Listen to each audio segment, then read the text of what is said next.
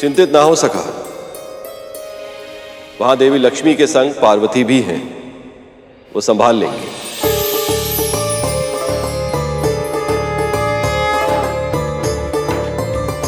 बस अब शीघ्र ही गणेश आ जाए तो ये विघ्न भी दूर हो जाएगा।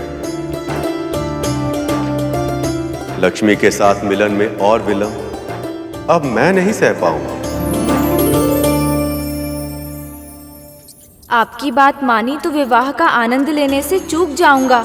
वहाँ मामा श्री विष्णु प्रतीक्षा कर रहे होंगे और मामी श्री भी तो मेरे आगे दिया जलाने के लिए तैयारी कर रही होंगी। अब चलिए, चढ़िए मेरे हाथ पर।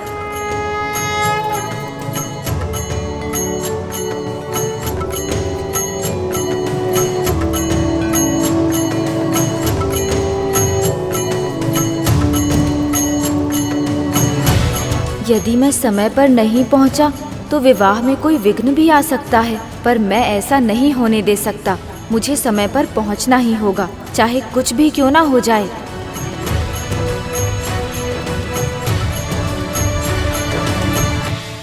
मैं बस इतना जानना चाहती हूँ, ऐसा क्या किया है इसने जो ये इतने सम्मान के योग्य बन गई?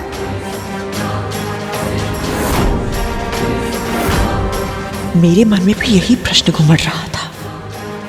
अच्छा हुआ दीदी ने पूछ लिया। कितनी संकुचित सोच है आपकी। विवाह जैसे पवित्र अवसर पर, देवी लक्ष्मी के निवास स्थान पर आप विंता को एक दासी के रूप में देख रही हैं।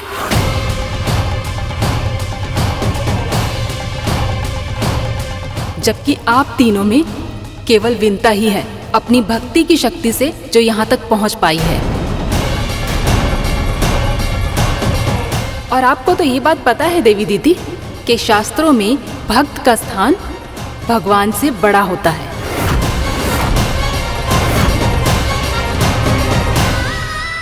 ये अपनी आस्था से यहाँ तक पहुँची हैं और इसीलिए हर विशेष सम्मान के योग्य हैं।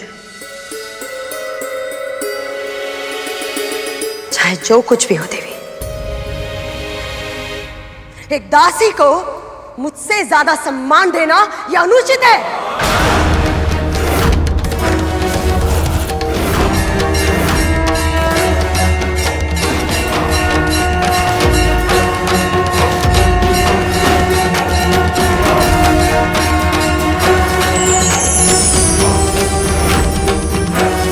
देवी पार्वती का शक्ति रूप, मुझे इस विंता की वजह से और कोई संकट नहीं मोड़ देना है।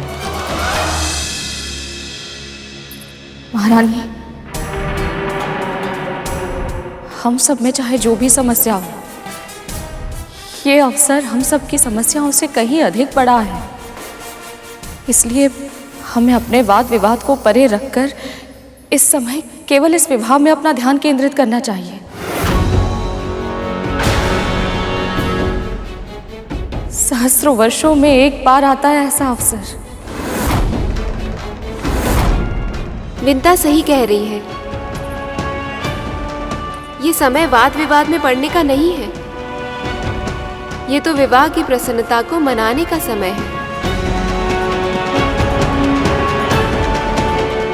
हर्षोल्लास के इस वातावरण में खो जाने का समय है।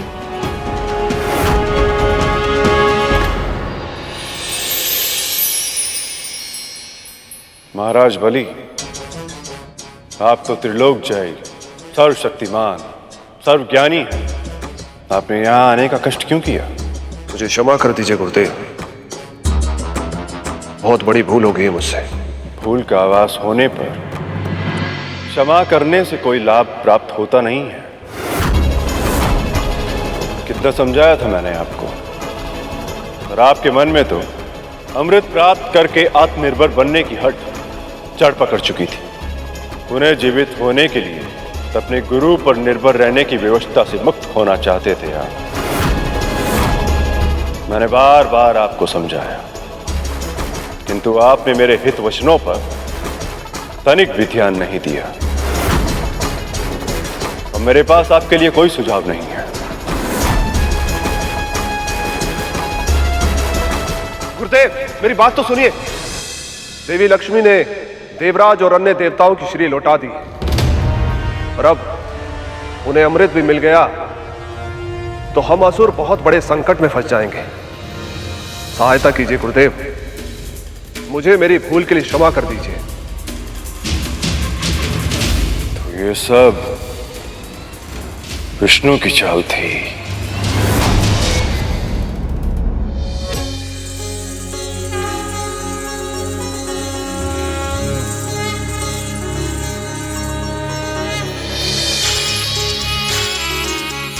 ये सारे दिए कितने सुंदर हैं, रंग बिरंगी और रत्नों से जड़ित।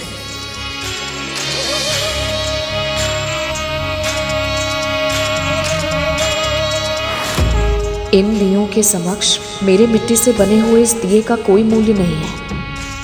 माता लक्ष्मी को विशेष लोगों द्वारा लाए गए विशेष दिए ही समर्पित होने चाहिए।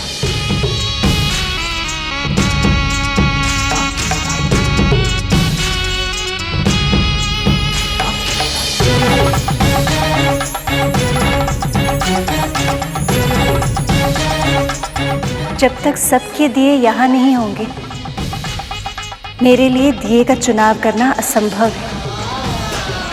पर यहाँ तो सबके दिए पहले से ही रखे हुए हैं सखी। पर एक दिया ऐसा है जिसे यहाँ होना चाहिए पर है नहीं।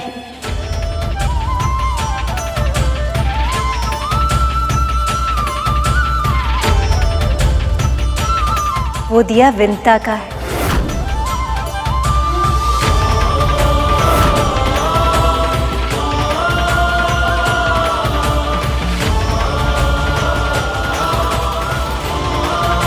नहीं नहीं माँ, मेरा दिया इतना सुंदर नहीं है।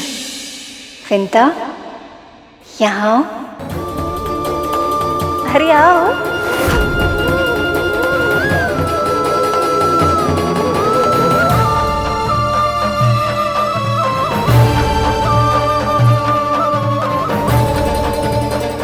दिखाओ तो अपने आंचल में क्या छुपा रही हो।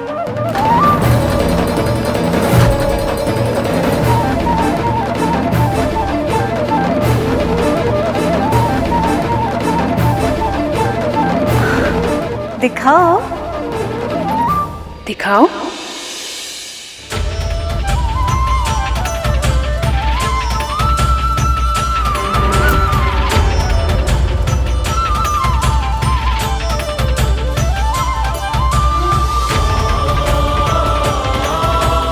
मिट्टी का दिया हमारे स्वर्ण और मणि जड़ित दिए के सामने इसका क्या महत्व है? कितना सुंदर दिया है ये। इसमें गणेश की मूर्ति भी है। अरे हाँ, ये तो और भी अच्छा है। गणपति भले ही प्रत्यक्ष रूप से यहाँ उपस्थित ना हो, पर इस दिए के माध्यम से हम उनका ध्यान कर सकते हैं।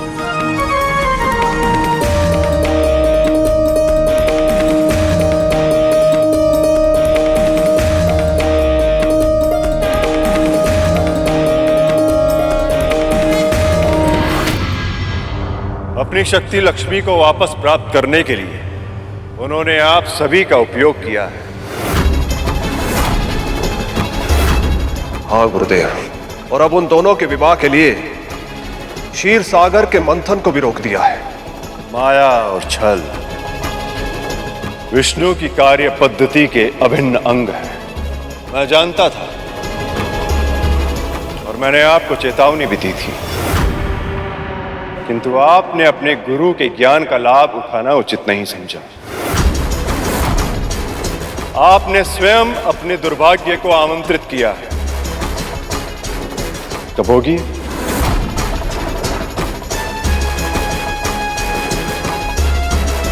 तो क्या आप सहायता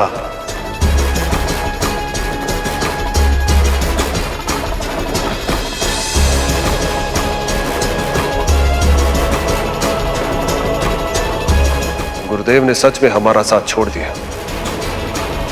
अभी सनिष्ठ से कौन बचाएगा हमें?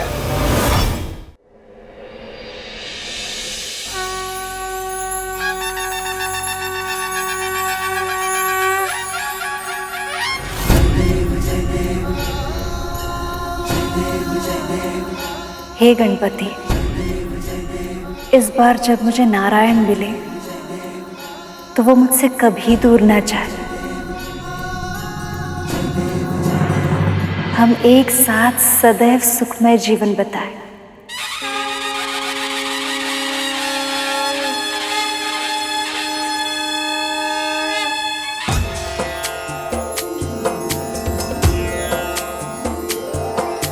सिंदूर लाल चढ़ायो अच्छा गजमुख को, जोंदिल लाल विराजे सुत गौरी हर को। हाथ लिए गुड़ लड्डू साई सुरवर को, महिमा कहे न जाए लागत हूँ पद को। अखंड दीप जल गया है सखा। इस क्षण से विवाह की प्रक्रिया भी आरंभ हो गई है। बधाई हो प्रभु, बधाई हो, बधाई हो सखा। बधाई हो। लगता है गणेश यहाँ आने की जगह सीधे वहीं चले गए। अब मुझसे और प्रतीक्षा नहीं होगी, हम शीघ्र ही हल्दी आरंभ करेंगे। नारायण नारायण। अखंड दीप भी जल गया, परंतु मां अब तक नहीं आई। क्या वो सच में इतने दुर्लभ अवसर की साक्षी नहीं बन पाएगी?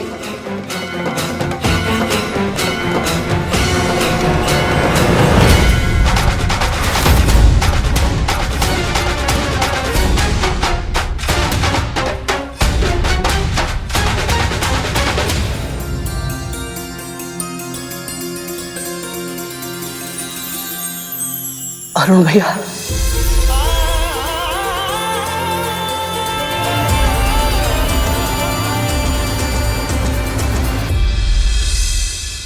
यदि मैंने अब भी सहायता नहीं की तो असुर बहुत बड़े संकट में फंस जाएंगे। इसे संभालना ही होगा।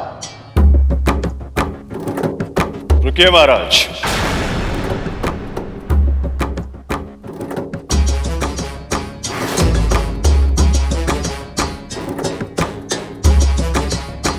शिष्य भले ही अपना कर्तव्य छोड़ दे,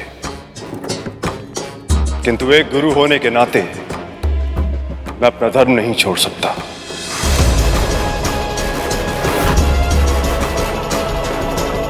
मैं आपकी सहायता करूंगा।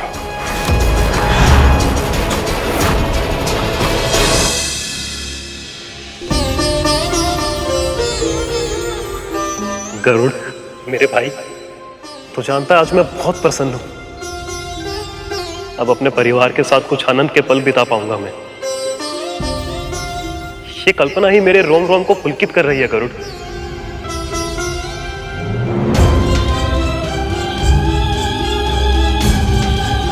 क्या हुआ गरुड़? परिवार मां के बिना अधूरा है भैया, और मां नहीं आई। ये तो उससे किसने कहा? मां तो लक्ष्मी मां के साथ है गरुड़।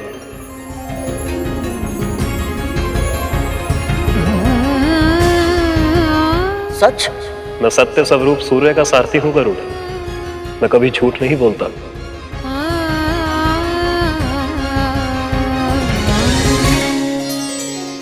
मामीश्री ने मेरे स्थान पर मेरी प्रतिमा के आगे दिया जलाकर विवाह के विधि विधान का औपचारिक आरंभ कर दिया है, पर मुझे स्वयं भी वहां शीघ्र ही पहुंचना होगा। इतने वेग से क्यों जा रहे हैं प्रभु? मुझे भय लग रहा है, कुछ करना होगा। प्रभु क्षमा कीजिएगा, पर लगता है कि आपको निमंत्रण देना केवल औपचारिकता ही थी। क्योंकि यदि सच में आपको बुलाना होता तो आपके बिना विवाह की रीतियों का आरंभ थोड़ी ना करते वो सब। अब ये तो सब जानते ही हैं प्रभु कि आपकी उपस्थिति के बिना कोई भी मंगल कार्य आरंभ तो हो सकता है, पर पूरा नहीं हो सकता। उसके बाद भी उन सब ने आपके पहुंचने की प्रतीक्षा क्यों नहीं की? हो सकता है मुहूर्त बीता जा रहा हो। प्रभु कहीं ऐसा तो नहीं कि वहाँ किसी को आपकी उपस्थिति की आवश्यकता का आभास ही ना हो रहा हो? भैया, आप नहीं जानते कि आपने ये सूचना देकर मुझे कितनी बड़ी प्रसन्नता दी है। माँ, ये तो बस प्रसन्नता का आरंभ है गरुड़। मैं जानता हूँ कि माँ किसी से नहीं कहेंगी, पर उनको उनकी सेवा का फल मिल चुका है। भगवान दत्तात्रेय ने उन्हें सदैव सुखी रहने का और दास्ता से मुक्त होने का आशीर्वाद दिया है मेरे भाई। ये सत्य है मेरे भाई। धीरे धीरे तुम्हें तुम्हारे कष्टों से मुक्ति मिलेगी और फिर समुद्र मंथन से निकलने वाला अमृत तेरे जीवन के सारे विष को समाप्त कर देगा।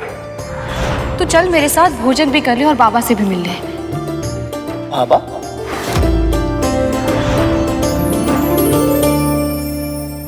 मैं बहुत दुर्भाग्यशाली हूँ भैया। मुझे भगवान दत्तात्रेय से मिलने का अवसर प्राप्त हुआ था और मैंने अपनी अज्ञानता में उसे खवा दिया। तू चिंता मत कर गरुड़, सही समय आने पर तुझे उनके दर्शन अवश्य होंगे। तू बस अभी इसी बात का ध्यान रख कि असुर कुछ समस्या उत्पन्न ना करते। देवी लक्ष्मी वापस आ चुकी है। इसका तात्पर्य यह है कि विष्णु पहले से अधिक शक्तिशाली हो चुके होंगे। यदि इन दोनों का विवाह हो गया तो ये देवताओं के लिए अति कल्याणकारी होगा। यदि ऐसा हुआ तो असुरों के लिए अमृत प्राप्त करने का स्वप्न देखना भी असंभव हो जाएगा। तो कितना भी प्रयास कर लें उन्हें अमृत कभी भी प्राप्त नहीं होगा। शाम दाम दंड भेद सब किया जाएगा ताकि आपका भाग छीन कर देवताओं को दिया जाए। यदि अब आपको अमृत प्राप्त करना है तो उसका एक ही उपाय है।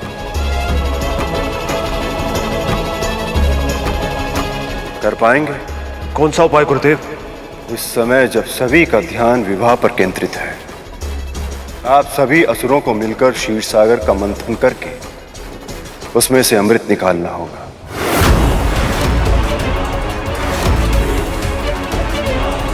न केवल अमृत को प्रकट होने पर विवश करना होगा बल्कि उसे चुराना होगा।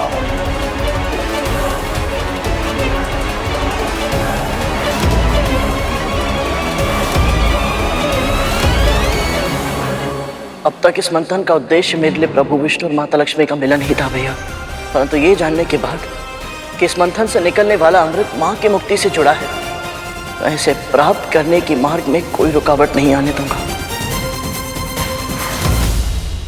एक बार हम गुरुदेव की आज्ञा का पालन ना करके पाप कर चुके हैं, पर ऐसी मूर्खता और फिर नहीं करेंगे।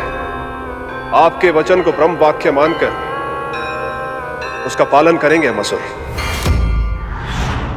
अमृत प्रकट होगा भैया, और मैं ये निश्चित करूंगा कि ये योग्य पक्ष को ही प्राप्त हो। मैं अमृत की रक्षा अवश्य करूंगा भैया, फिर चाहे इसके लिए मुझे अपने प्राण ही क्यों न देने पड़े। इससे पहले कि देवताओं की दृष्टि उस अमृत पर पड़े, हम उसे चुरा लेंगे।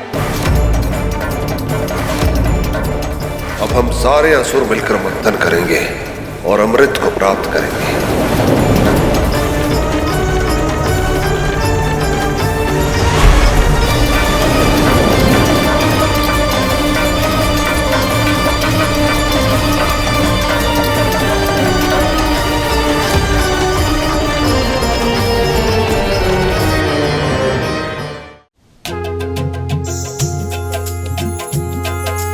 उमंगों की घटा छाई, खुशियों की छटाई,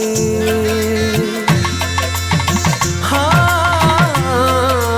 उमंगों की घटा छाई, खुशियों की छटाई, शुभ घड़ी आई मंगल बेलाई, शुभ घड़ी आई मंगल बेलाई, ढोल बजी शहनाई बजी बड़ी मंगल बेला आई, ढोल बजी शहनाई बजी बड़ी मंगल बेला आई।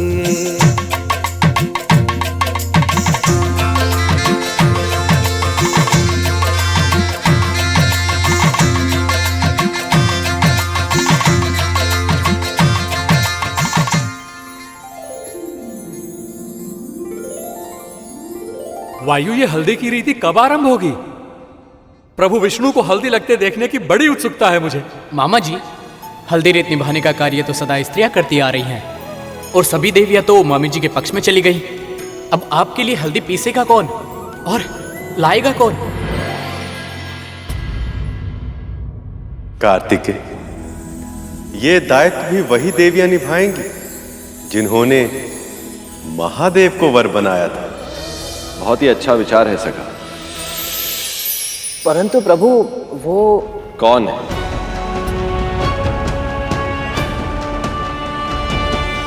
महर्षि वशिष्ठ की पत्नी देवी अरुंधति और महर्षि अत्रि की अर्धांगिनी देवी अनुसूया। इस कार्य के लिए उन दोनों से उत्तम और कोई है ही नहीं। तो फिर विलंब किस बात का? मैं शीघ्र जाके उन्हें ले आता हूं। नारायण नारायण, उसकी आवश्यकता नहीं पड़ेगी गरुड़। सभी महान तपस्वी स्त्री पुरुष एक विशेष स्तर की सिद्धि प्राप्त करने के पश्चात इस योग्य बन जाते हैं कि यदि शुद्ध हृदय से उनका आह्वान किया जाए तो वो अपनी इच्छा अनुसार पूरी सृष्टि में कहीं भी आवागमन कर सकते हैं। हाँ, ये संभव है। आपने सत्य कहा मुनिवर। हे महाविदुषी, परम सिद्ध देवी अरुंधति, हे महान ज्ञानवान देवी अनुसूया, मैं विष्णु आप दोनों का आह्वान करता हूं। कृपया दर्शन देख के हमें कृतार्थ कर।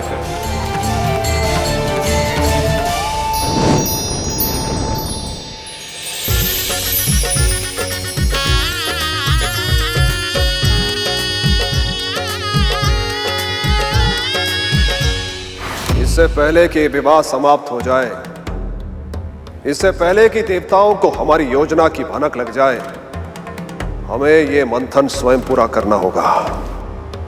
और ये कैसे संभव है महाराज, जब वासुकी की एक ओर सभी देवता थे और दूसरी ओर हम सभी असुर, हम दोनों पक्षों की सम्मिलित शक्तियां मिलकर भी मंदराचल पर्वत का मंथन नहीं कर पाई थी।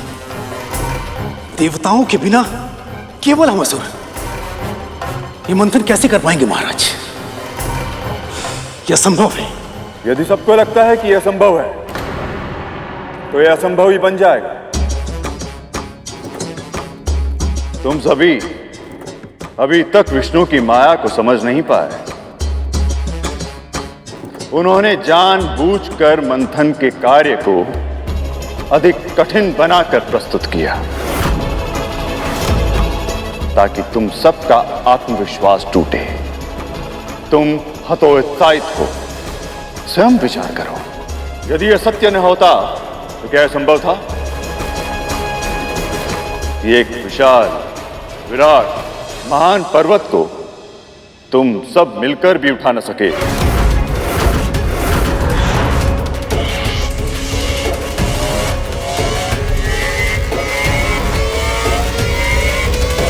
उसे एक अकेला पक्षी उठा ले।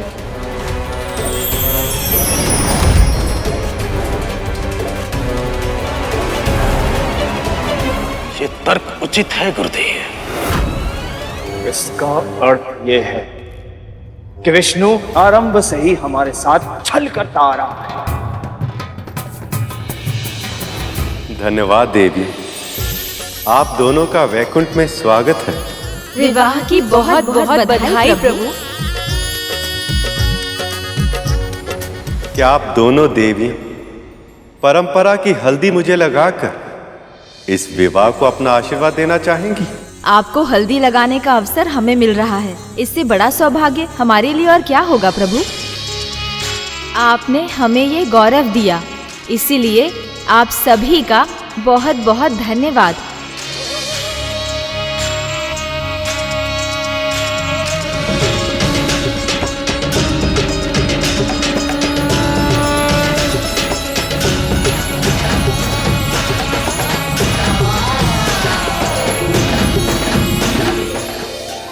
तुम सबकी प्रसन्नता पर दया आ रही है मुझे, क्योंकि तुम जितने प्रसन्न रहोगे उतने ही व्यस्त रहोगे और वहाँ मेरे पुत्र मंथन का अमृत प्राप्त कर लेंगे और असुर सदैव सदैव के लिए अमर हो जाएंगे।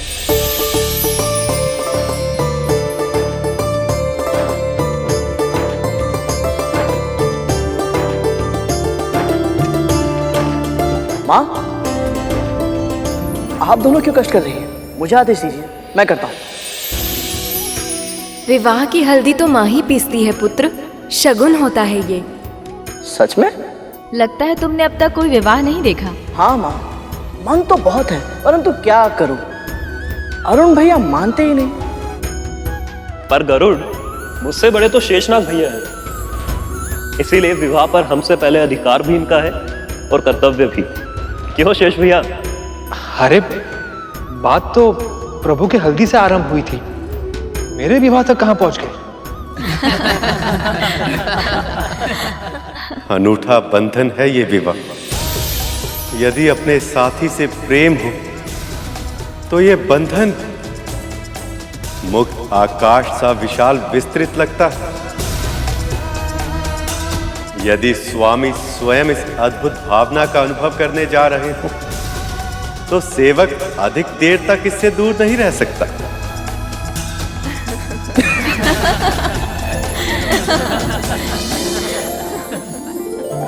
आने दो विंता मां को, उनको सब बताऊंगा कैसे परेशान करते हो तुम दोनों मुझे।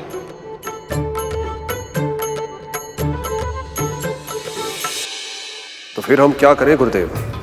मंथन के कार्य को पूर्ण करने के लिए तन की शक्ति से अधिक मन की शक्ति की आवश्यकता है।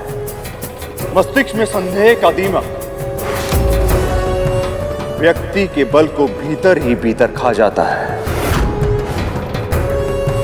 इसलिए अपने मस्तिष्क में जितने भी संदेह हैं उन्हें दूर करो। अपनी इच्छा शक्ति की सीमा को इतना बढ़ाना होगा कि वो शारीरिक ऊर्जा के तौर पर बदल जाए। यदि अमृत पाने की इतनी प्रबल इच्छा है तो अपना संपूर्ण ध्यान उसी पर केंद्रित करो।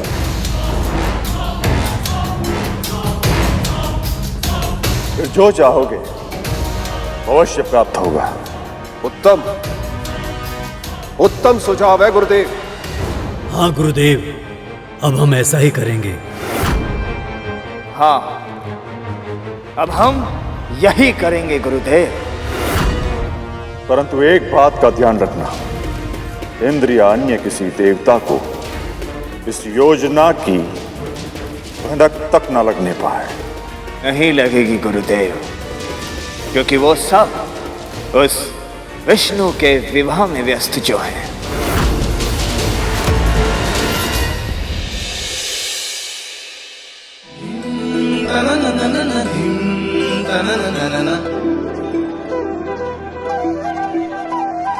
मरमरी लगाओ जी, मरमरी लगाओ,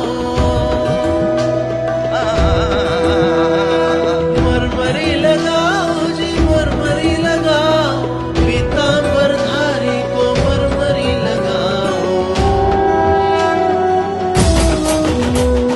सौंदर्य व्याप्त है जिनसे तीनों लोकों में, प्रेम का रंग विष्णु को चढ़ाओ। सौंदर्य व्याप्त है जिनसे तीनों लोकों में, प्रेम का रंग विष्णु को चढ़ाओ।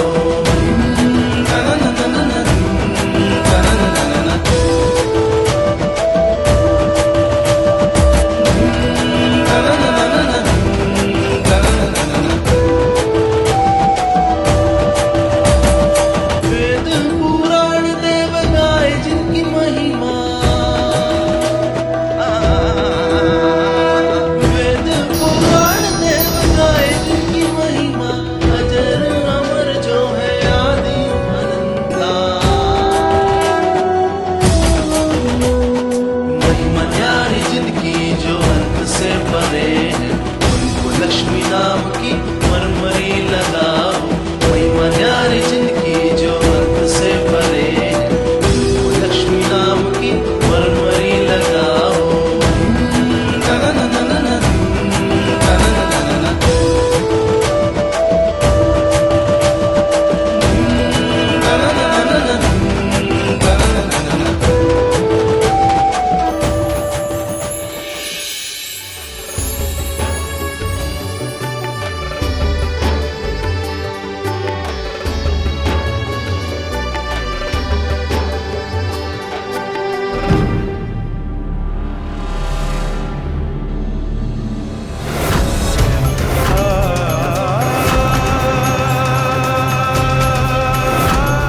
कार्तिक, आपने ये क्या कर दिया? स्वयं प्रभु से हट खेली।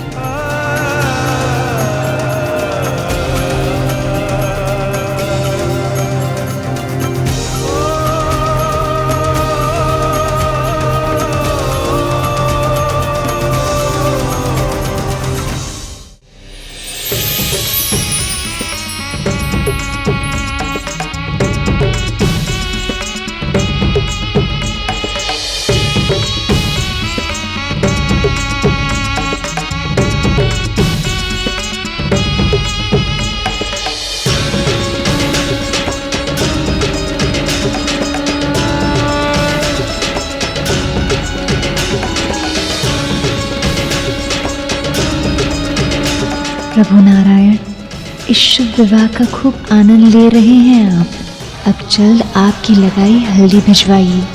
आपके रंग में रंगने के लिए उत्सुक हूँ मैं।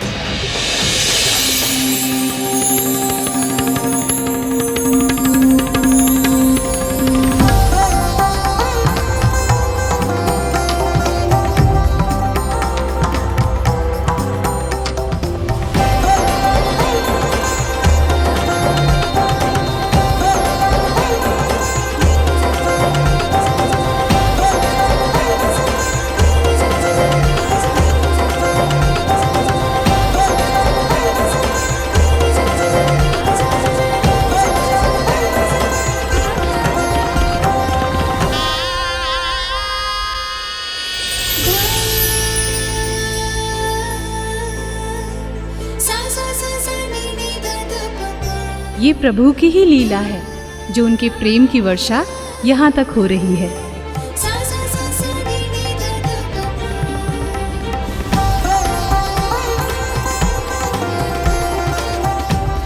धन्यवाद हरि इस प्रेम वर्षा के लिए। अब बस शीघ्र ये विरह का अंत हो जाए ताकि लक्ष्मी नारायण पुनः एक हो सके।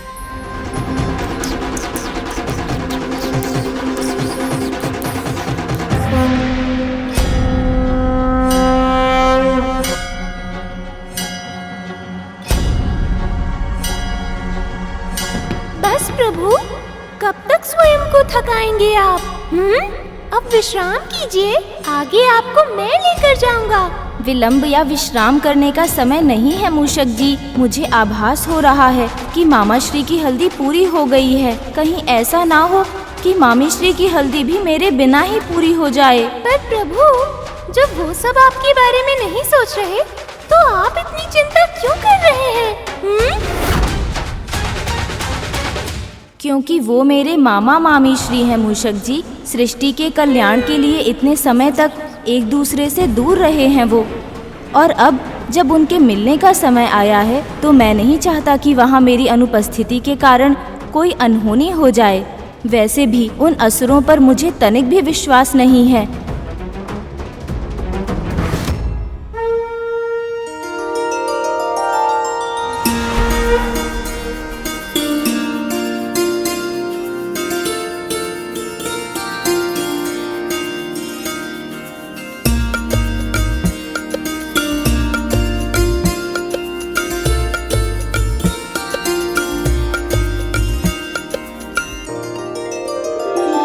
विराट पुरुष सर्वशक्तिमान, हे विराट पुरुष सर्वशक्तिमान, हे जनार्दन विष्णु महान, हे जनार्दन विष्णु महान। आपको मेरा प्रणाम, आपको मेरा प्रणाम,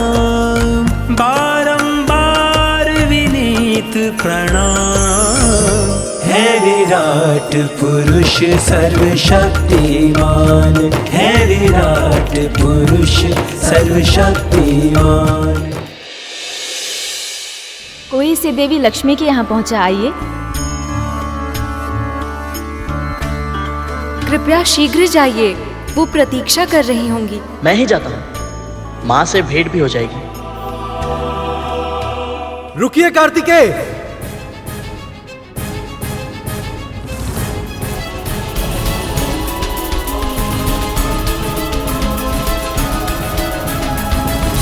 आप कैलाश से लंबी यात्रा करके आए हैं, थक गए होंगे, इसलिए इसे मैं लेकर जाऊंगा। आपकी बातों के फेर में मैं नहीं आऊंगा देवराज, इसे तो मैं ही लेकर जाऊंगा। क्षमा कीजिए, पर इस अवसर का सदुपयोग तो मैं ही करूंगा कार्तिकेय। आपको ऐसा क्यों लगता है कि इस अवसर को मैं जाने दूंगा?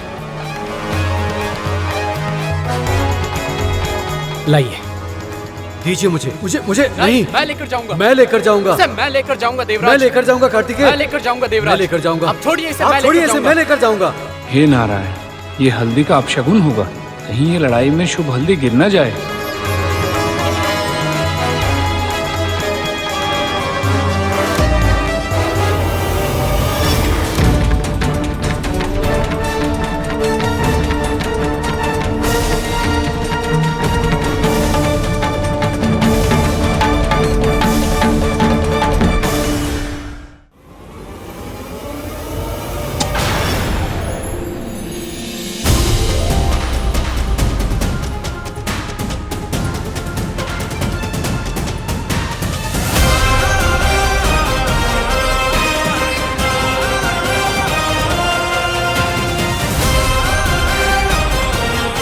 नारायण नारायण। गरुड़, इस हल्दी को तुम लेकर जाओ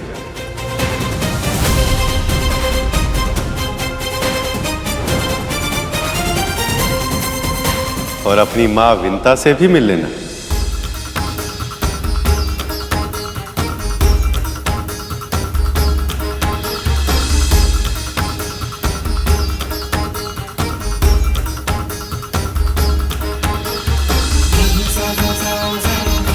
जो आज्ञा प्रभु।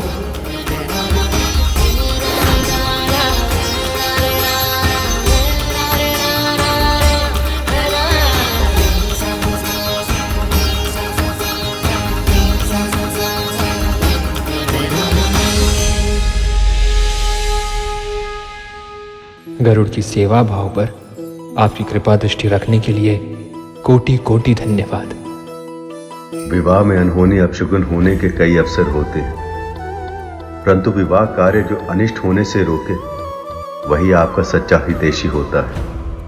तुम्हारा भ्राता एक सच्चा भक्त साबित हो रहा है श्रेष्ठ।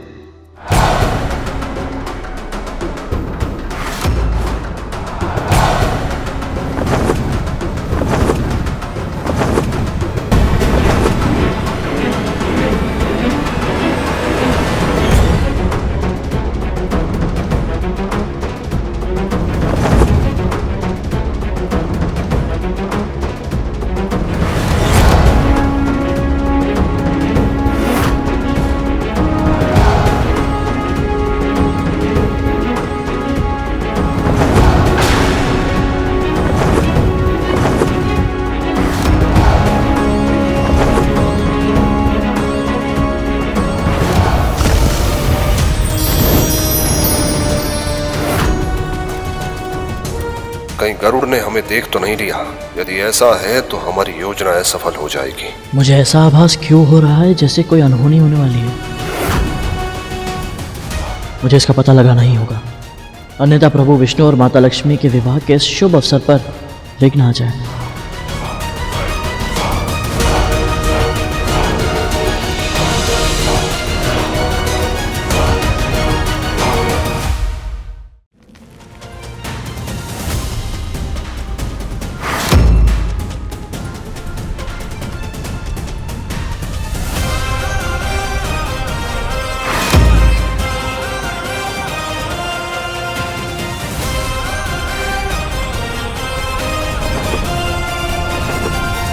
गरुड़, इसे पता नहीं चलना चाहिए कि हम मंथन की ओर अग्रसर हो रहे हैं।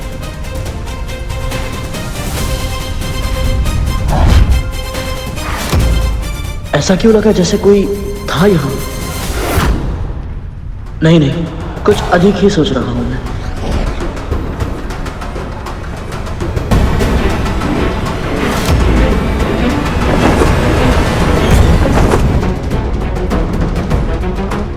जब तक विष्णु जी की बारात लक्ष्मी के महल तक नहीं पहुंच जाती, तब तक किसी न किसी रीति के कारण किसी न किसी का आवागमन होता रहेगा।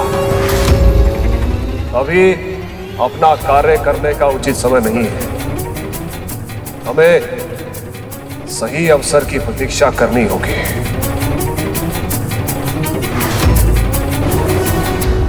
मूषक जी, शीघ्रता कीजिए, मुझे विवाह में होने वाली अटखेलियों और भोजन का आनंद उठाना है। प्रभु, आप तो बिना कारण ही इतने उत्साहित हो रहे हैं। वहाँ किसी को आपकी अनुपस्थिति का आभास भी नहीं है। नहीं नहीं मूषक जी, मेरे मामा श्री का विवाह है, ऐसे कैसे मुझे भूल सकते हैं। वहाँ सभी विधियाँ पूर्ण होती जा रही हैं, किंतु अभी तक किसी ने आपका आवाहन नहीं किया।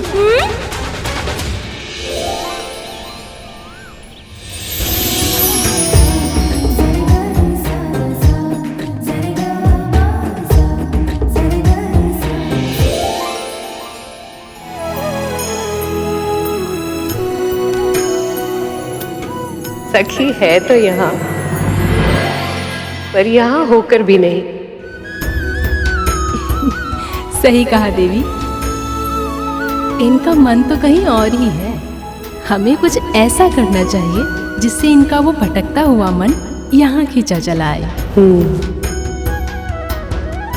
मैं चेष्टा की थी देवी, पर इसमें तो मैं भी असफल हो गई।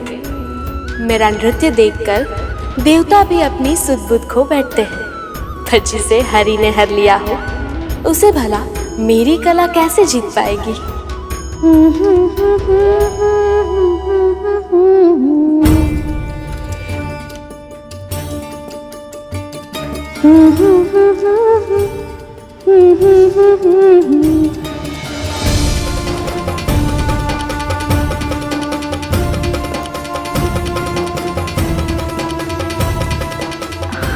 विंता, क्या हुआ?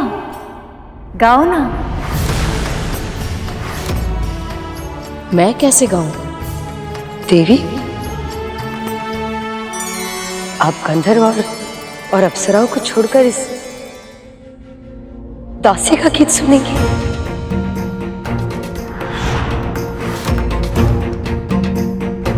हाँ, मेरा मन तो यही है।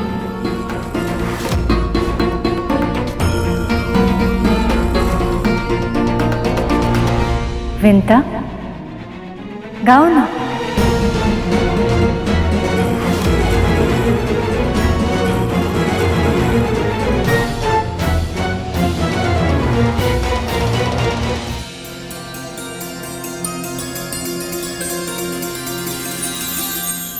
सबका ध्यान अपनी ओर केंद्रित करना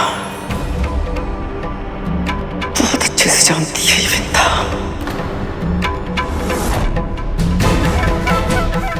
मुझे सबका ध्यान अपनी ओर आकर्षित करना ही होगा। बिल्कुल नहीं, विंता को सदैव सब कुछ मिले, ये मैं नहीं होने दूंगी। कुछ भी करके मुझे सबका ध्यान अपनी ओर आकर्षित करना ही होगा।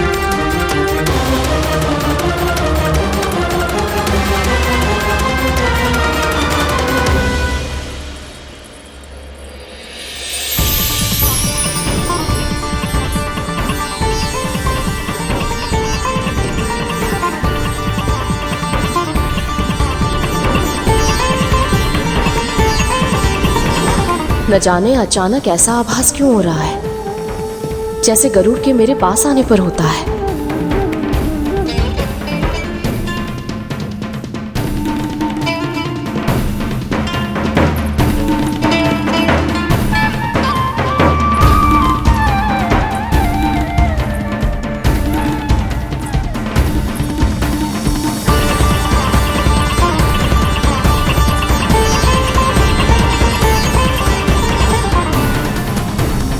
गरुड़,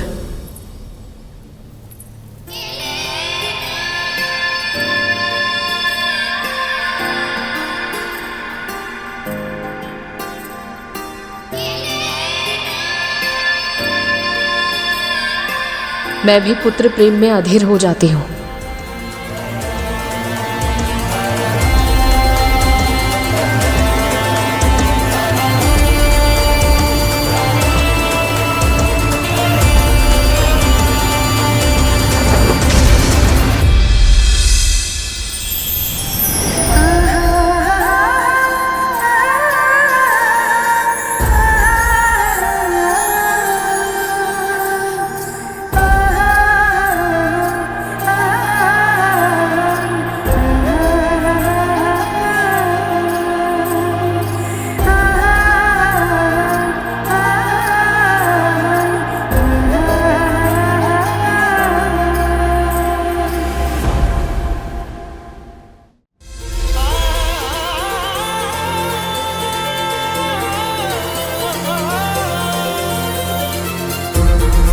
धन्यवाद हरि, हमारे मिलन के उत्सव में आपने माँ पुत्र की मिलन की भी प्रसन्नता जोड़ दी।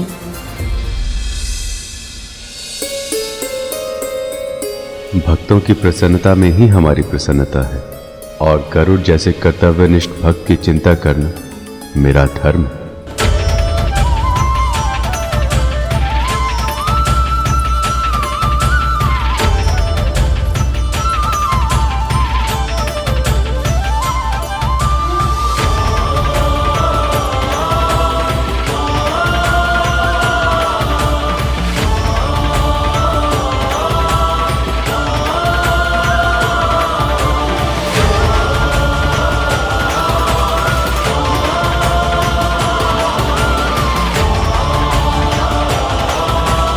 यही तो असली कारण था गरुड़ को हल्दी लेकर भेजने का।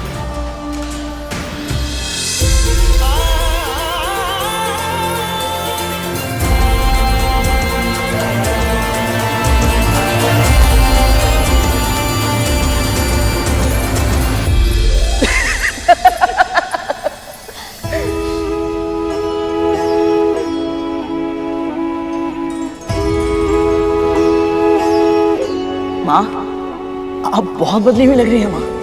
आज से पहले मैंने आपको इतना प्रसन्न, इतना मुक्त कभी नहीं देखा।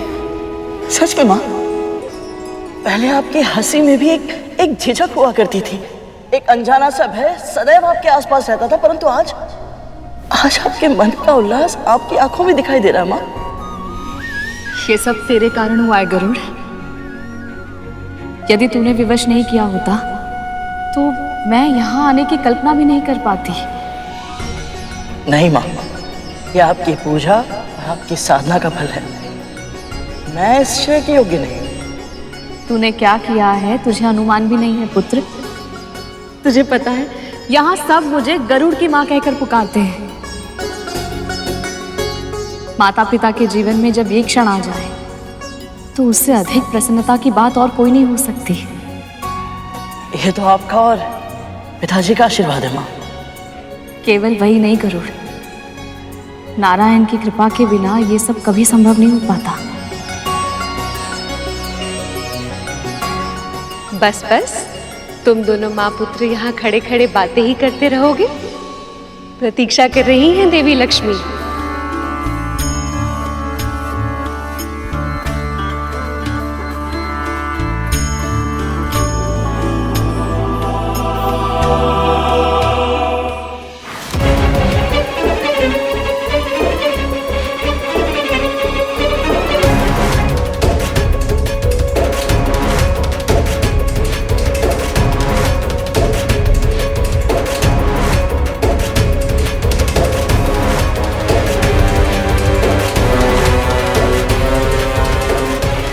शेषनाग भी तो विष्णु के प्रिय है ना, फिर उन्होंने इसको क्यों चुना, इस पक्षी को? विष्णु जी की झूठी हल्दी लक्ष्मी जी तक पहुंचाने के लिए। जैसा पुत्र है वैसी ही माँ है। पहले इसके पुत्र ने वैकुंठ में मेरे पुत्र का अधिकार छीना, और अब एक दासी होकर भी मेरी भाग कमा तो छीन रही है।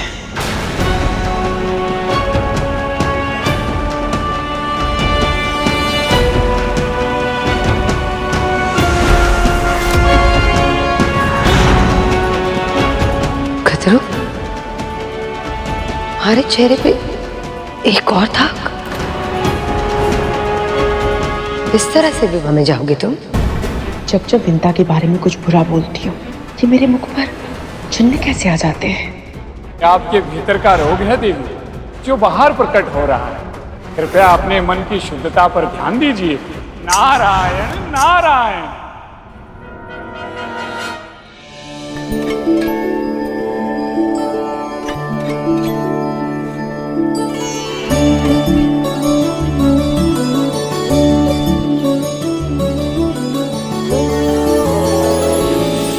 ये लीजिए माँ, विवाह की हल्दी।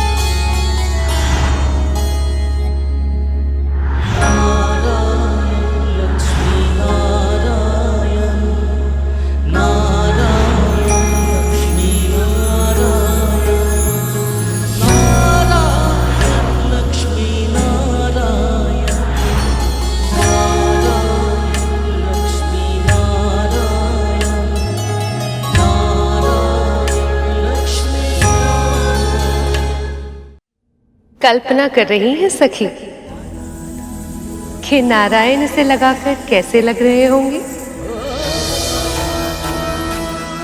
कल्पना करने की क्या आवश्यकता है जब उनके दूत यहीं पर हैं? गरुड़, वर्णन करो पुत्र।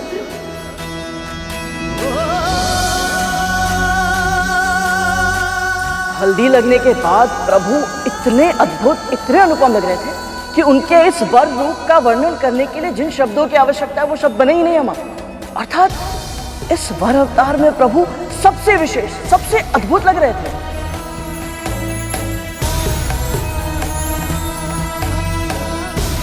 तुम्हारे यहाँ आने का एक बहुत बड़ा लाभ हुआ है गरुड़। देवी लक्ष्मी के मुख पर मुस्कुराहट तो आई।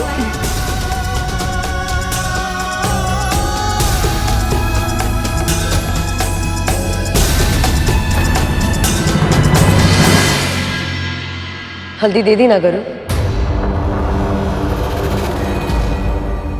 अब जाओ।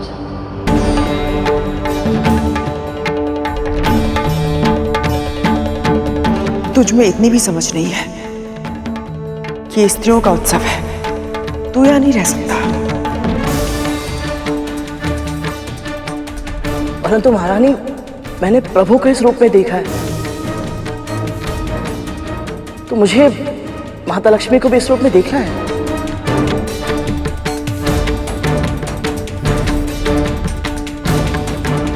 इस उत्सव के नियम तो यही कहते हैं गरुड़ कि तू यहाँ नहीं रह सकता।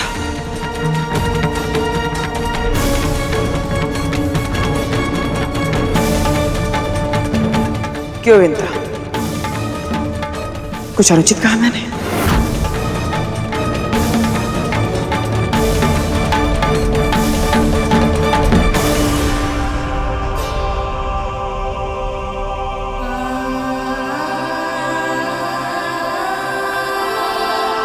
गरुड़, कद्रू दीदी उचित कह रही है। स्त्रियों के उत्सव में पुरुषों की उपस्थिति संभव नहीं है। ना तो अपनी माँ के साथ समय बिता पाया और ना ही माता लक्ष्मी के सानिध्य का अनुभव कर पाया। ऐसे ही जाना पड़ रहा है। यहाँ केवल स्त्रियां और छोटे बालक ही उपस्थित रह सकते हैं। तो आपका अर्थ ये है माँ कि छोटे बालकों को यहाँ रहने की आज्ञा मिल सकती है? अवश्य मिल सकती है, पर तू छोटा कहाँ है? बड़ा हो गया है तू। चल जा यहाँ से। मैं जानती हूँ गरुड़, तेरा कितना मन था माता लक्ष्मी की हल्दी देखने का, किंतु विवाह के भी कुछ नियम होते हैं।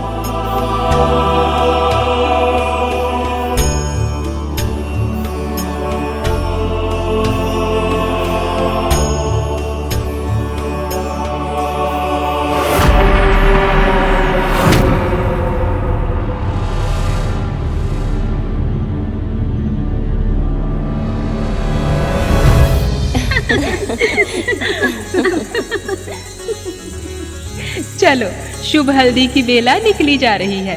प्रभु विष्णु की हल्दी से अपनी सखी को सजाए। चलो फिर आज रंग ही दें देवी लक्ष्मी को उनके हरि के रंग में। चलिए आरंभ करते हैं हल्दी की रस्म।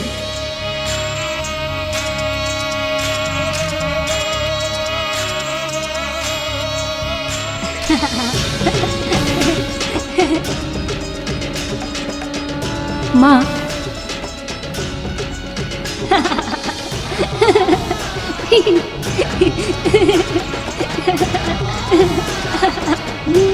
स्वर कहाँ से आ रहा है?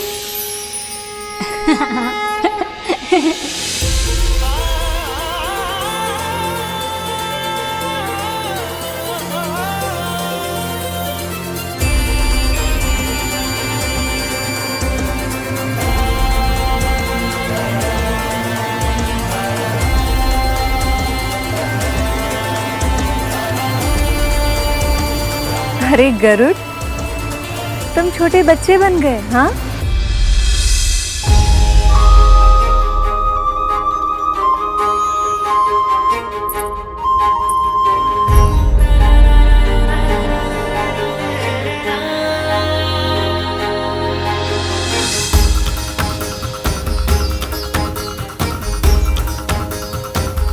बस अब मुझे ये बताइए कि अब तो मुझे यहाँ रहने की आज्ञा मिल सकती है ना? हाँ, इतने प्यारे से भोले भाले पक्षीराज को कौन रोक सकता है भला?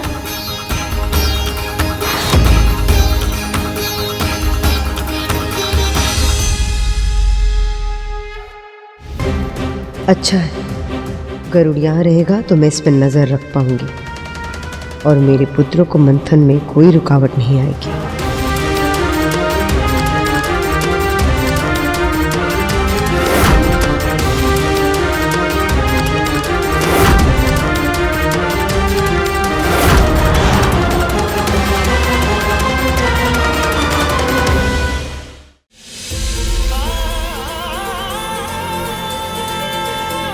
अरे गरुड़, तुम छोटे बच्चे बन गए, हाँ?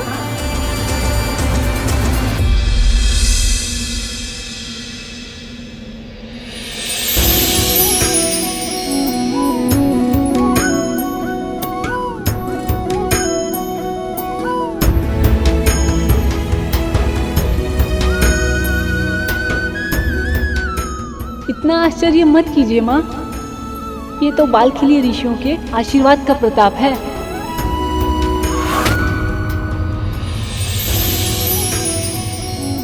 बस अब मुझे ये बताइए कि अब तो मुझे यहाँ रहने की आज्ञा मिल सकती है ना?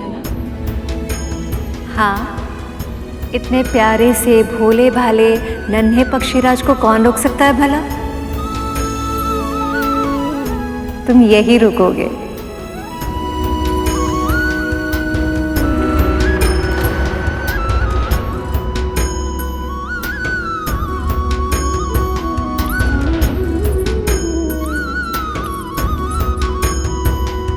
माँ, हल्दी क्यों लगाते हैं? हल्दी में जीवाणुरोधी विषाणुरोधी गुण होते हैं। इसे लगाने से कोई भी रोग नहीं होता। अरे वाह माँ, इसके और भी लाभ हैं? हाँ, इससे रूप और अधिक निखरता है। पर माँ, प्रभु नारायण और माँ लक्ष्मी तो पहले से ही अजर अमर हैं और सुंदरता की परिभाषा तो स्वयं माँ लक्ष्मी है, तो फिर इन दोनों को हल्दी की क्या आवश्यकता?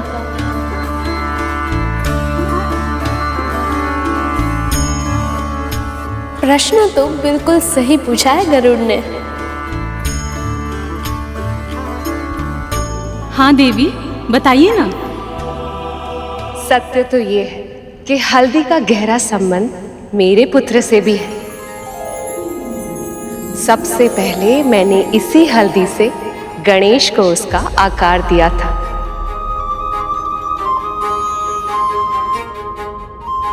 तब जाके गणेश को उसका साक्षात रूप मिला।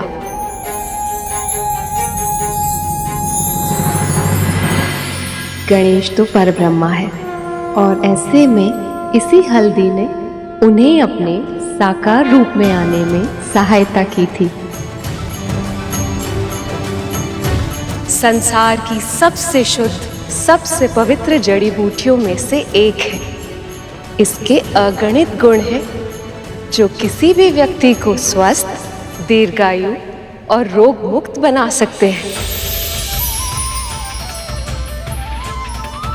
संसार के जनजीवन कल्याण के लिए इसका प्रचार प्रसार बहुत आवश्यक था और इसीलिए विवाह से पहले हल्दी की ये प्यारी सी रीति बना दी गई जिससे सबको लाभ हो।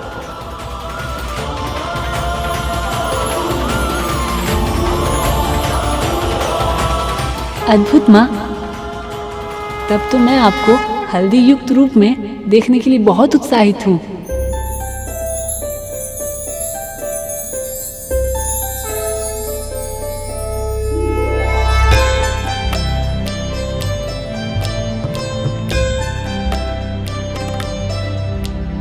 सुमनत वंदित सुंदरी माधवी चंद्र सहोदरी है ममाए, मुनिगण वंदित मोक्ष प्रदायनी मंजुल भाषिणी वेदनुते, पंकज वासिनी देव सुपूजित सद्गुण वर्षिणी।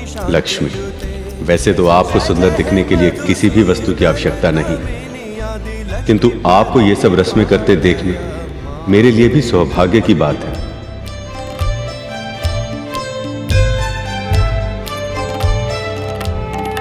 ऐकली कल्मष नाशिनी कामिनी वैदिक रूपिणी वेदमाए, क्षीर समुद्भव मंगल रूपिणी मंत्र निवासिनी मंत्र नुते, मंगलदायी। लक्ष्मी, आपको बधु रूप में देखकर आपसे पुनः विवाह करने के लिए मैं और भी आतुर हूँ। भार्गवी मंत्र स्वरूपिणी मंत्रमय, सुरगण पूजित शीघ्र फल प्रद ज्ञान विकासिनी शास्त्र ने। जब भी कोई स्त्री हल्दी और विवाह की सारी रस्में निभाएगी, उसमें सारा समाज आपकी छवि देखेगी और वो घर की लक्ष्मी कहलाएगी।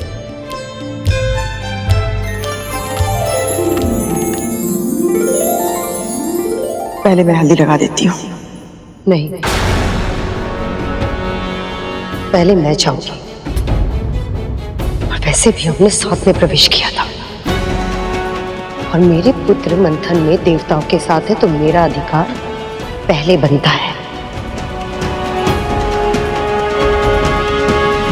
मुझे उससे कोई अंतर नहीं पड़ता है दीदी। मैंने कहा ना खतरो, पहला अधिकार मेरा है।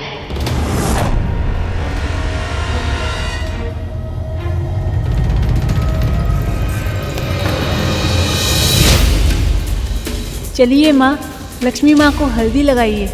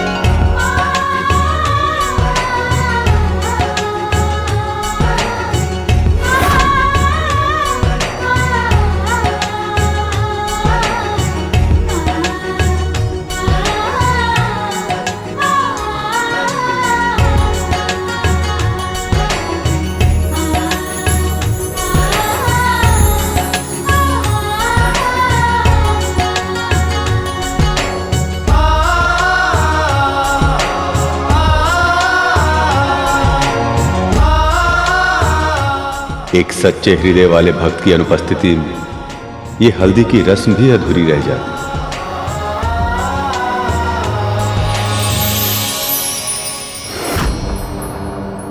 निश्चल होकर अपनी बारी की प्रतीक्षा करने के स्थान पर तूने फिर से मेरा अधिकार छीन लिया।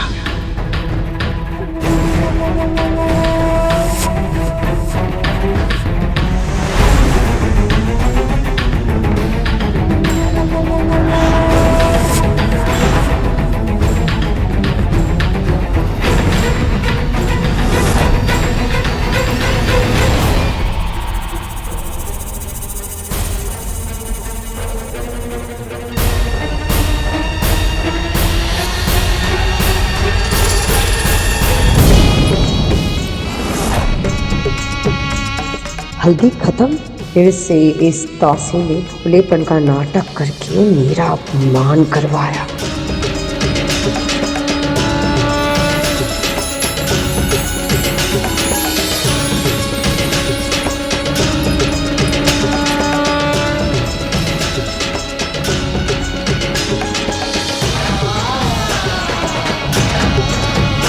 बहुत सुंदर लग रही हैं आप। आपको किसी की नजर ना लगे।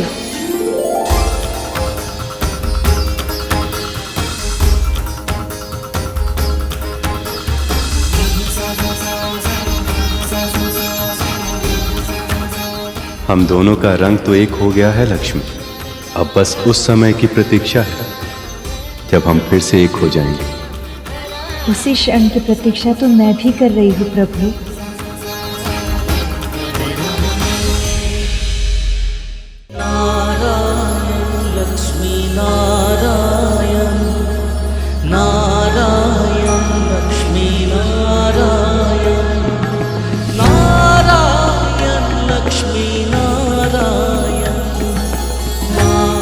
अब आपके साथ होने की प्रतीक्षा मुझसे नहीं हो पा रही।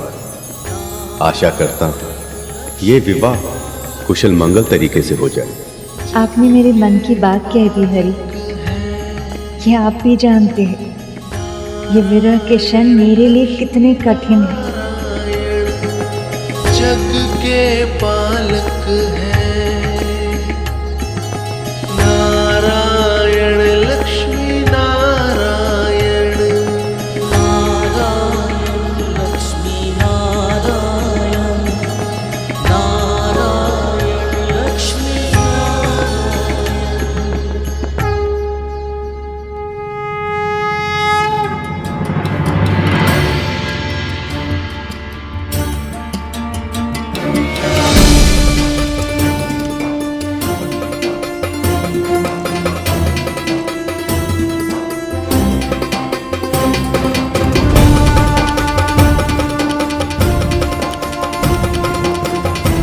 पिताजी क्या हुआ?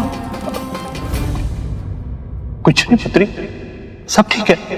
विवाह की सारी तैयारियां हो चुकी है, बस अब शीघ्र ही। पिताजी बताइए ना क्या हुआ? हर एक पिता की तरह अपनी पुत्री के हाथ पीले करना मेरा भी स्वप्न था, पर जब आज आपके हाथ पीले होते देखा तो ऐसा लगा जैसे मेरे हृदय का एक भाग शीघ्र ही टूटकर बहुत दूर जाने वाला है। जब पुत्री बड़ी हो जाती है तो मां उसकी सखी बन जाती है, पर न जाने क्यों पिता और पुत्री के बीच संवाद कम पड़ने लगते हैं, शब्द कम पड़ जाते हैं। पुत्री एक पिता बहुत कुछ कहना चाहता है अपनी पुत्री से, लेकिन कह ही नहीं पाता, और विवाह के इन भावुक पलों में सभी भावनाएं आंसू भर करके बह जाती हैं।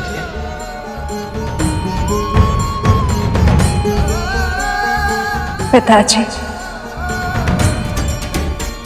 मैं बहुत सौभाग्यशाली हूँ कि आप मेरे पिता हैं।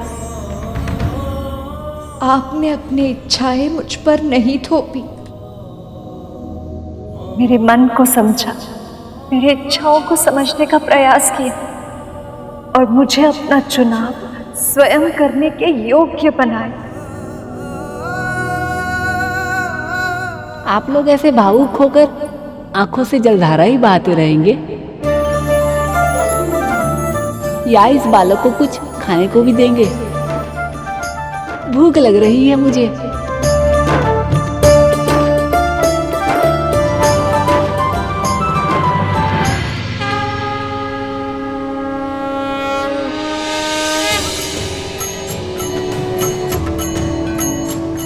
प्रभु अब आपको कुछ खा लेना चाहिए। हम दोनों ने इतना श्रम कर लिया है कि मुझे तो बहुत भूख लगाई है। आपको भी लग रही होगी, है ना प्रभु? चिंता मत कीजिए मूषक जी, हम दोनों पेट भरकर भोजन करेंगे। बस एक बार वहाँ पहुँच जाएं, वहाँ सभी मेरी प्रतीक्षा कर रहे होंगे। मुझे भोग लगाए बिना कोई खाता नहीं है ना, इसलिए। सच में प्रभु? वैसे आपको क्या लगता है कौन कौन से पकवान बने होंगे वहाँ? वो तो मैं ऐसे ही बता सकता हूँ। मैं अभी अपनी अंतर्दृष्टि से देखता हूँ कि वहाँ क्या चल रहा है।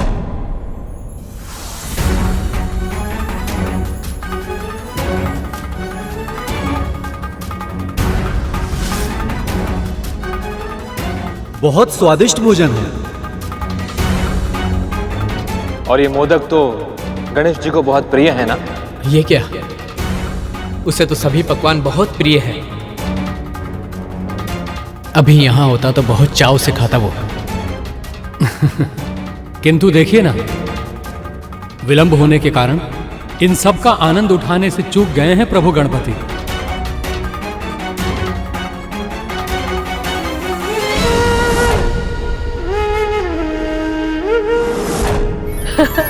ये लो पुत्र, ये मोदक मेरे पुत्र गणेश को बहुत प्रिय है, तुझे भी अच्छे लगेंगे।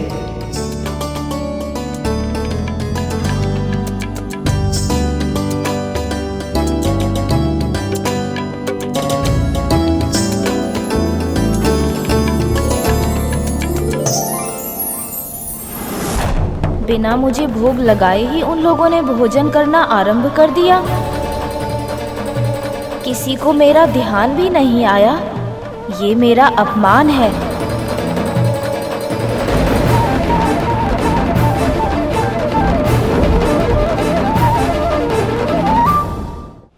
क्या हुआ प्रभु? भोग के लिए भी आपकी प्रतीक्षा नहीं की? तो क्या वो सब आपको सच में भूल गए? ऐसा नहीं होना चाहिए था मूषक जी। पिताश्री, विष्णु मामा श्री, ब्रह्मदेव सभी ने स्वयं मुझे परब्रह्म की संज्ञा दी थी। उन्होंने ही ये नियम बनाया था कि हर आयोजन में सबसे पहले मेरी पूजा की जाएगी। और अब वो सब स्वयं ही ये नियम भूल गए। कारण चाहे जो भी रहा हो, पर कर्तव्य से बंधे होने के कारण मैं इस नियम का पालन करने के लिए विवश हूँ। मैं नहीं चाहता था कि इस विवाह में कोई भी विघ्न आए, पर जहाँ गणेश उपस्थित ना हो वहाँ विघ्न का आना तो निश्चित है। अब इस विवाह में आने वाले विघ्न के प्रकोप को उन्हें स्वयं ही संभालना होगा।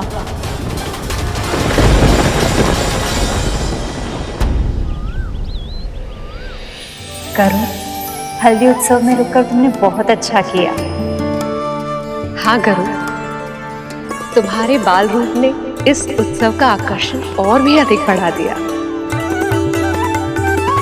मैंने कुछ नहीं किया है माँ। तो माता लक्ष्मी ने मुझे इस रूप में दर्शन देकर मुझ पर कृपा की है, परंतु अब मैं इन्हें वधु रूप में देखने की प्रतीक्षा नहीं कर पा रहा हूँ। देखा सखी, विवाह की प्रतीक्षा में जब दूत ही इतना उतावला हो रहा है तो उसके प्रभु कितने छटपटा रहे होंगे। ये कल्पना सहज ही की जा सकती है।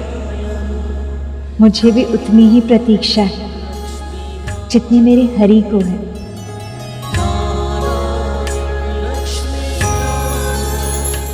माँ, यहाँ से जाने का तनिक भी मन नहीं कर रहा, परंतु वैकुंठ में बारात की तैयारियां करनी है मुझे, इसलिए जाना होगा।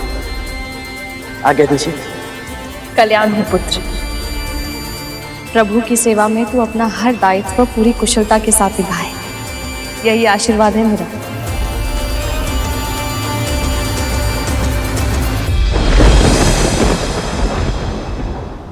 आना भी चाहिए प्रभु, विघ्न तो आना ही चाहिए। मैं तो कहता हूँ हम इसी क्षण कैलाश वापस चलते हैं।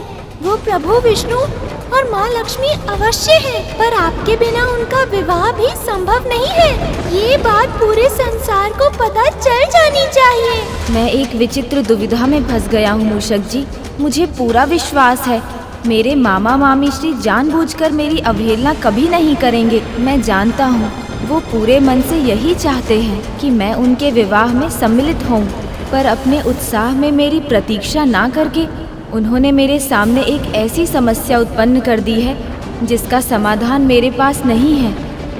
एक ओर है संसार का नियम जो कहता है कि किसी भी मंगल कार्य को पूरा करने के लिए मेरा आह्वान, मेरा सत्कार और मेरा आशीर्वाद होना आवश्यक है। इनके बिना कोई ना कोई अवरोध अवश्य उत्पन्न होगा जिसे कोई टाल नहीं सकता। पर दूसरी ओर मेरा मन है मूषक जी, जो जानता है कि ये विवाह केवल उन दोनों के लिए ही नहीं, पूरे संसार के कल्याण के लिए कितना आवश्यक है, और इसीलिए मैं इसमें किसी भी तरह का अवरोध उत्पन्न नहीं होने देना चाहता। ये युद्ध हृदय और मस्तिष्क के बीच है मूषक जी, और मैं इसमें फंस गया हूँ। अब जब तक मैं स्वयं को शांत नहीं कर लेता, मैं ना आगे जा सकता हूँ और ना ही पीछे।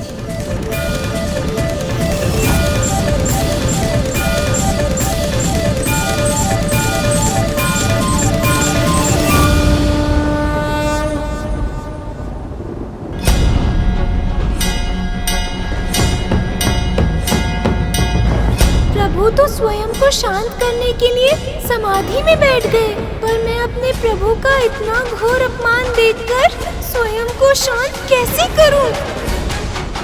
मैं अपने प्रभु के अपमान का प्रतिशोध अवश्य लूंगा। मेरे प्रभु के अपमान का दंड मैं विघ्न के रूप में दूंगा।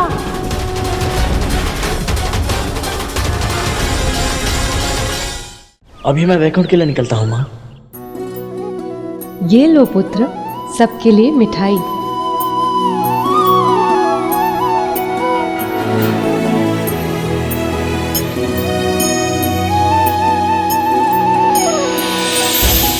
सदैव सुखी रहो।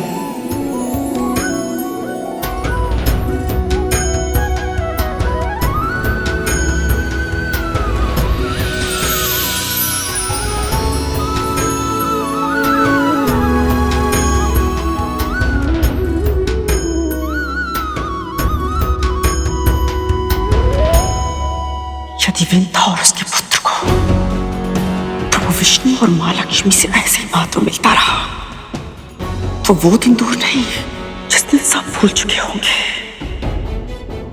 कि दासी कौन है और स्वामिनी कौन है।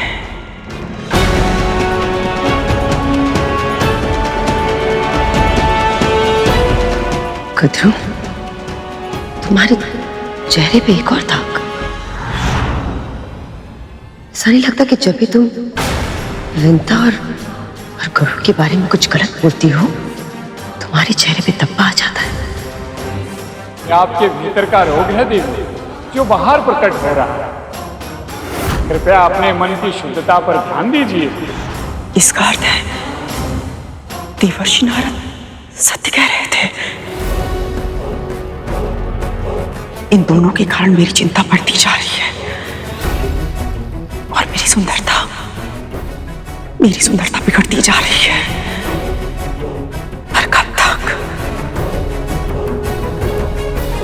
कब तक षड्यंत्र करेगी है? बस एक बार मेरे पुत्रों को अमृत मिल जाए, फिर सदैव सदैव के लिए मेरी चिंता समाप्त हो जाएगी। अमृत पाने की तुम्हारी इच्छा ही रह जाएगी कद्रू, क्योंकि जब तक विवाह संपन्न होगा, मेरे पुत्र सारा अमृत चुरा चुके होंगे।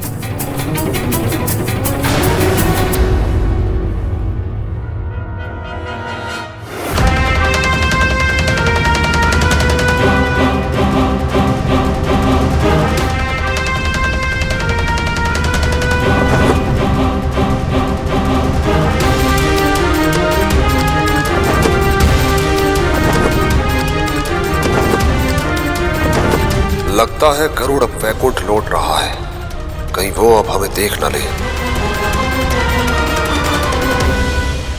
गया गरुड़ वापस। अब चलिए महाराज, मंथन आरंभ करते हैं। कहा ना भी नहीं, अभी तो केवल हल्दी हुई राहु। जब तक बारात वैकुंठ से निकलकर लक्ष्मी निवास तक नहीं पहुंच जाती, तब तक किसी न किसी रीति के कारण किसी न किसी का आना जाना होता रहेगा। हमें उचित अवसर की प्रतीक्षा करनी होगी राहु। मैंने ये कभी नहीं सोचा था कि मैं ये सब कहूंगा, पर मुझे कहना पड़ रहा है। अब तो मेरा भी मन हो रहा है महाराज कि शीघ्र ही ये सभी रीतियां समाप्त हो और विष्णु बारात लेकर लक्ष्मी निवास पहुंचे, ताकि हम यहाँ अमृत पाने का प्रयास आरंभ कर सकें। धैर्य राहुल, धैर्य। आप सभी विश्वास नहीं करेंगे वहां क्या हुआ। मैंने माता लक्ष्मी का हल्दी उत्सव देखा, साक्षात अपने बाल रूप में। प्रभु, माता लक्ष्मी इतनी सुंदर लग रही थी कि मैं वर्णन भी नहीं कर सकता। देवी लक्ष्मी ने मेरे सखा के लिए कोई संदेश नहीं भेजा करो। नहीं तो महादेव, परंतु हाँ, माँ पार्वती ने हम सभी के लिए मिठाई भेजी है।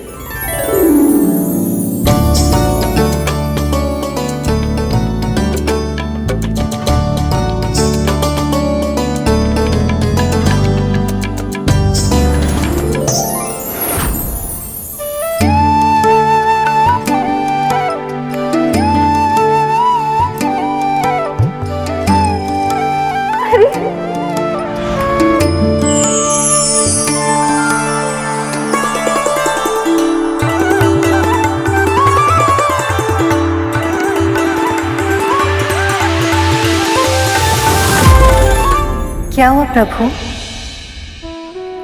सब जानकर भी अनभिज्ञ बन रही हैं देवी। ऐसा नहीं है प्रभु, मैं आपकी भावनाएं समझ सकती हूँ, पर क्या देवी? मैं आपको साक्षात देखना चाहता हूं, आपसे भेंट करना चाहता हूं। प्रभु, आप तो अधैर्य हो गए। और आप नहीं हो रहे। सत्य कहिए देवी,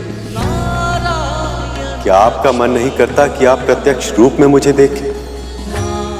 मेरे मन में उठती भावना तरंगों का अपने हृदय सागर में अनुभव कर, विरह के वर्षों का कष्ट साझा कर, भविष्य सुख की आशा का संबल दे। कहिए लक्ष्मी, क्या आप नहीं चाहते कि हम दोनों आमने सामने हों और कुछ क्षण एक दूसरे से बातें करें?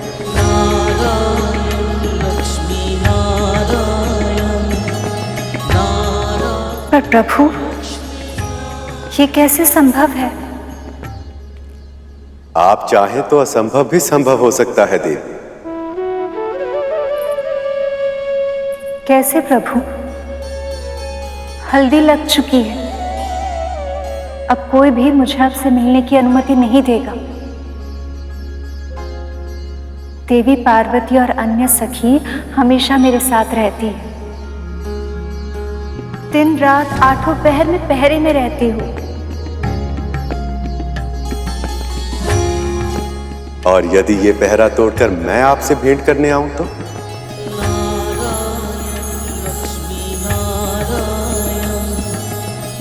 पहले पहरा तोड़कर तो दिखाइए।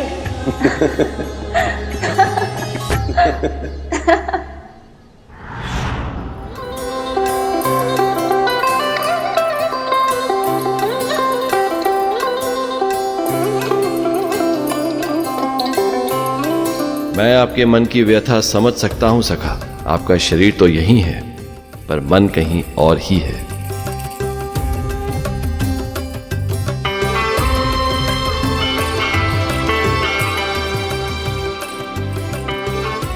मैं समझ रही हूँ सखी, तुम्हारा मन भैया विष्णु के पास ही है, किंतु आप चिंता ना करें, शीघ्र ही भैया बारात लेकर आएंगे और आपसे विवाह करके ले जाएंगे।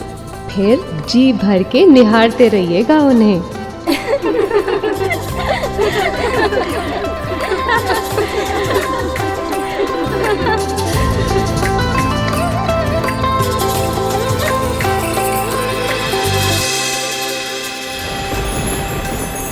प्रभु का क्रोध तो हर क्षण बढ़ता ही जा रहा है, जिसका प्रभाव इस बिगड़ते वातावरण से स्पष्ट हो रहा है।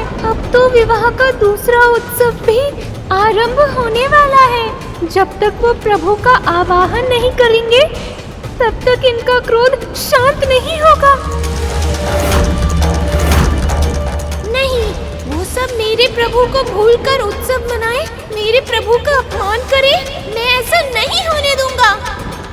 अब ये विवाह बिना अवरोध के संपन्न नहीं होने दूंगा मैं।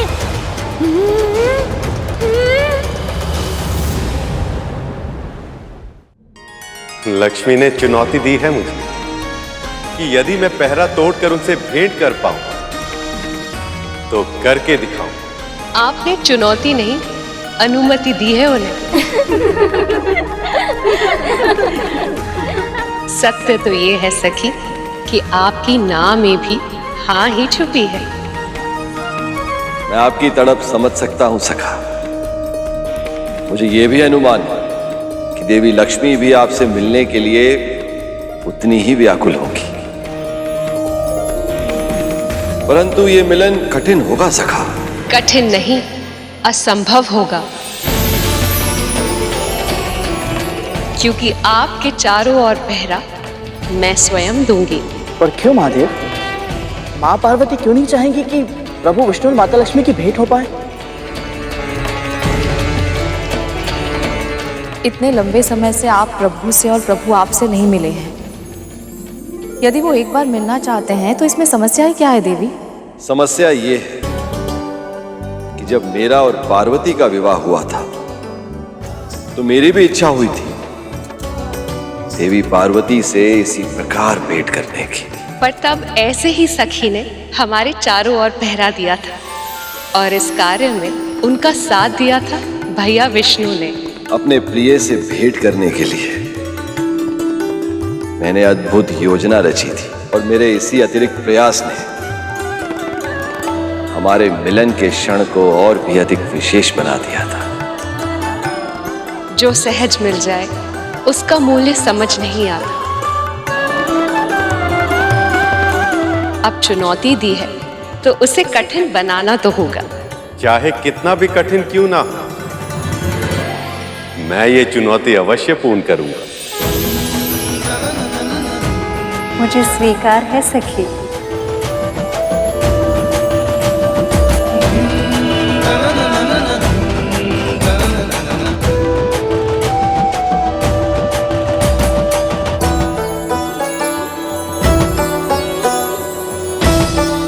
मुझे कोई चिंता नहीं है प्रभु, क्योंकि मुझे पूर्ण विश्वास है आप जो ठान ले उसे पूरा होना ही है।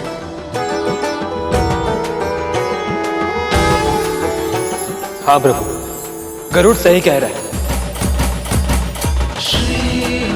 आप अपने निश्चय में अवश्य सफल होंगे प्रभु।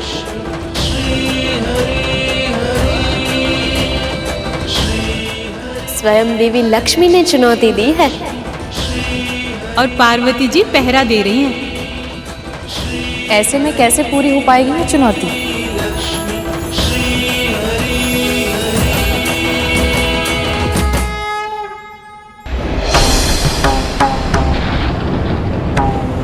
मेरे प्रभु को विवाह में आमंत्रित करके भी किसी को ये विचार नहीं आया कि प्रभु गणेश जी अभी तक पहुंचे क्यों नहीं।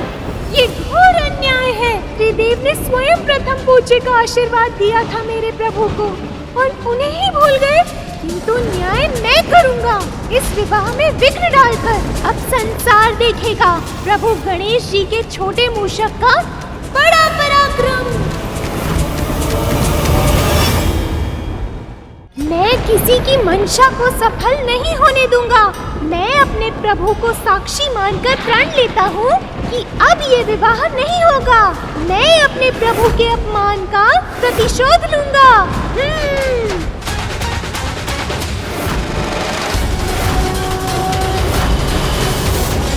प्रभु विष्णु के विवाह के दूसरे उत्सव की सबको बहुत बहुत बधाई। नारायण नारायण। अरे वाह, आलते का रंग तो बड़ा गहरा प्रतीत हो रहा है। सही कहा आपने अग्निदेव, रंग बिल्कुल प्रभु नारायण और माता लक्ष्मी के प्रेम जितना गहरा है।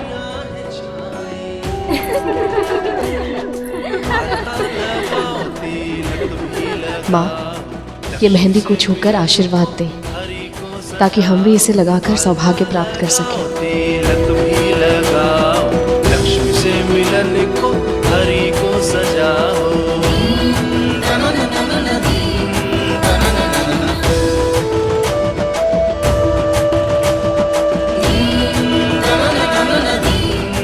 से माता लक्ष्मी की मेहंदी तो रंग लाएगी ही। प्रभु विष्णु इनसे इतना प्रेम जो करते हैं।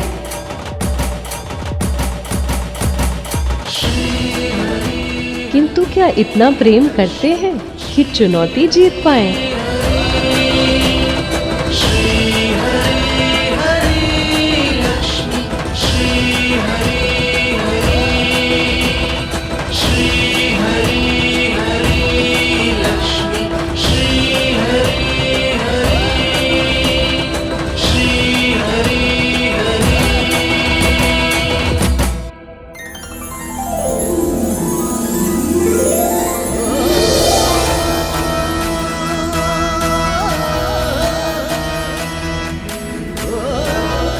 ये हुई ना बात। अब विंता ने किया दासू वाला कार्य। क्यों कद्रू? अब तो प्रश्न होना था।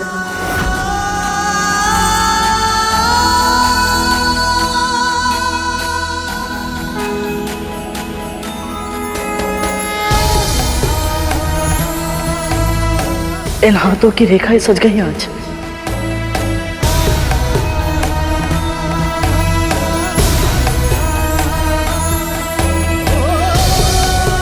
माँ लक्ष्मी की छुई मेहंदी मुझे लग गई। सारा जीवन ही शुभ हो गया आज।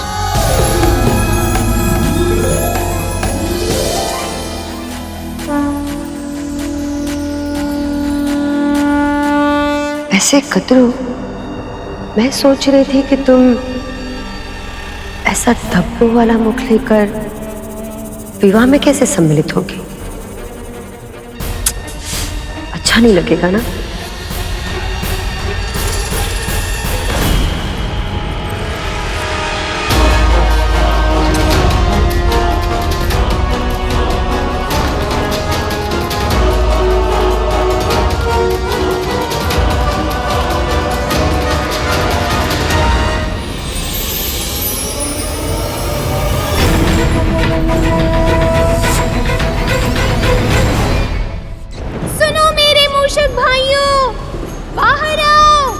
मुझे तुम्हारी सहायता की आवश्यकता है। मेरे प्रभु का अपमान हुआ है।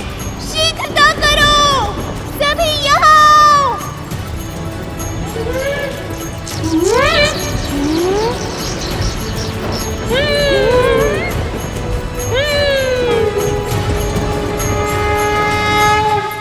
पुत्री, विवाह का जोड़ा पहनने से पहले आपको सभी शुभ वस्तुओं के साथ मंदिर जाकर देवी माँ की पूजा करनी चाहिए।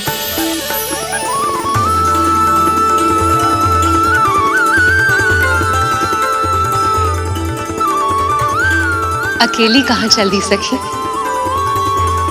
हम भी आपके साथ चलें।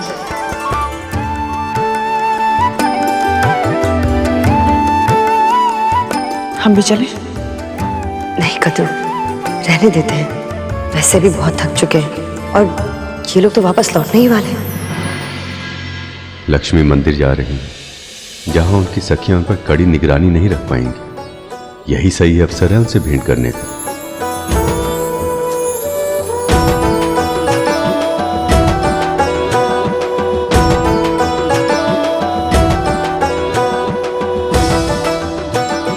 माँ लक्ष्मी, अब तो आप ही कोई मार्ग सजाइए।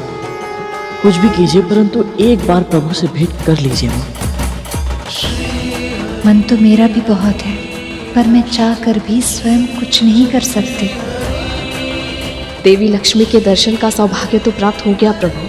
अब आप दर्शन देकर मेरा जीवन धन्य कर दीजिए। कुछ ऐसा कीजिए कि आप माता लक्ष्मी से भी मिले और किसी को दिखाई भी ना दें, ताकि आप चुनौती भी जीत जाएं और माता लक्ष्मी की आपसे भेंट करने की इच्छा भी पूर्ण हो जाए। सदा से भगवान भक्तों की समस्या का समाधान करते आए। आज एक भक्त ने भगवान की समस्या का समाधान कर दिया। अब तो देवी के मंदिर में ही भेंट होगी लक्ष्मी।